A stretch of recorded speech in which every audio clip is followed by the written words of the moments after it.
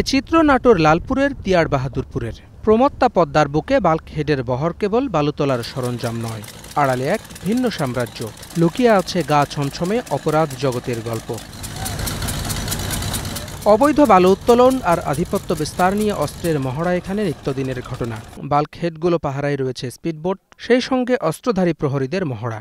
বিশাল জলরাশি আর বালুচর দেখতে অপরূপ হলেও তার পরতে পরতে ভয় আর আতঙ্ক।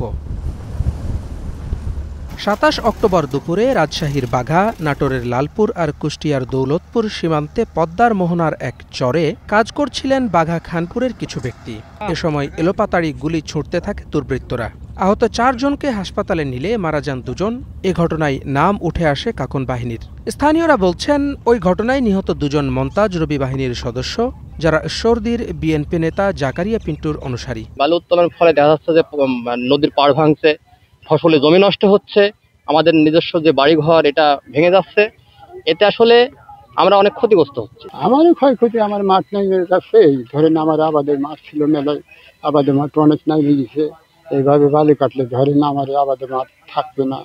স্থানীয়দের অভিযোগ, রাজশাহী থেকে নাটোর পাবনা হয়ে কুষ্টিয়া পর্যন্ত বিস্তীর্ণ চরাঞ্চলে ত্রাসের রাজত্ব কায়েম করেছে কাকন বাহিনী। নির্ধারিত এলাকার বাইরে অবৈধভাবে তারা নিয়মিত তুলছে বালু। এতে ভেঙে যাচ্ছে পদ্মার পাড়, বিলীন হচ্ছে ফসলি জমি, বসতবাড়ি। ৬০-৭০ হাত মিষ্টি হলো, দেখেন হলো টুসুক লাগাচ্ছে। এই মাঠ কি চলে ১,০০০ বিঘি ভেঙে গেছে কয়েকদিনের ভিতরে। ইদানিং হয়তো বালু কিংবা ভরাট কাটছে, কিন্তু এগুলো এমনই ভাবে কাটছে যেগুলা কাটার কারণে আমাদের এই ফসলের জমি বা আবাদের জমিগুলো ভেঙে যাচ্ছে। অপরিকল্পিত বালু উত্তোলনের ফলে কিন্তু কৃষকরাই ক্ষতির সম্মুখীন হচ্ছে। এতে করে আমাদের উৎপাদন ব্যাহত হচ্ছে। চরের জমির যে ফসল সেগুলো আমরা কম পরিমাণে উৎপাদিত হচ্ছে। এর আগে ৫ জুন ঈশ্বরদীর সাড়াঘাট, ৯ জুন সাড়া ইসলামপাড়া বালুঘাট, ১২ জুলাই দুপুরে ঈশ্বরদীতে ঘটে গোলাগুলির ঘটনা। প্রতিটি ঘটনাতেই নাম আসে কাকন বাহিনীর। তাদের সন্ত্রাসী তৎপরতা প্রমাণ করতে বাধ্য হয়ে ড্রোন দিয়ে ভিডিও ধারণ করেন স্থানীয়রা। এসব ঘটনার পর ১৭ জুলাই দিয়াড় বাহাদুরপুরে মোল্লা ট্রেডার্সের এক আস্তানায় অভিযান চালায় যৌথ বাহিনী। এরপরও ঘটে ১৭ অক্টোবরের হত্যাকাণ্ড। ফের অভিযান চালানো হয় ৯ নভেম্বর। অপারেশন ফার্স্ট লাইট নামে সেই অভিযানে গ্রেপ্তার হন ৫৮ জন, উদ্ধার হয় ১০টি আগ্নেয়াস্ত্র।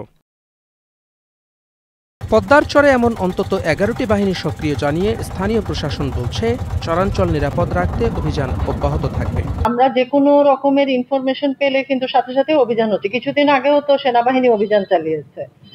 তো এই ধরনের কোনো ঘটনা ঘটলে অবশ্যই আমরা ওই এলাকায় বড় ধরনের এরকম ধরনের একটা অভিযান পরিচালনা করে আমরা সেখানে জানতে পেরেছি বা আপনাদের মাধ্যমে শুনি জনশ্রুতি যে ওখানে অনেক অবৈধ অস্ত্র আছে।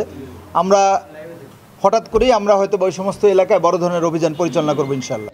বিশেষজ্ঞরা বলছেন, এ ধারা চলতে থাকলে হুমকিতে পড়তে পারে দেশের একমাত্র পারমাণবিক বিদ্যুৎ কেন্দ্র, শতবর্ষী হার্ডিঞ্জ ব্রিজ সহ নানান স্থাপনা। পদ্মা নদীর ধারে যে স্থাপনাগুলো আছে, অর্থাৎ বাংলাদেশে খুব গুরুত্বপূর্ণ স্থাপনা এগুলো, এখানে অপরিকল্পিতভাবে যদি বালি উত্তোলন হয় তাহলে এটা ওই স্থাপনাগুলোর জন্য হুমকি হবে।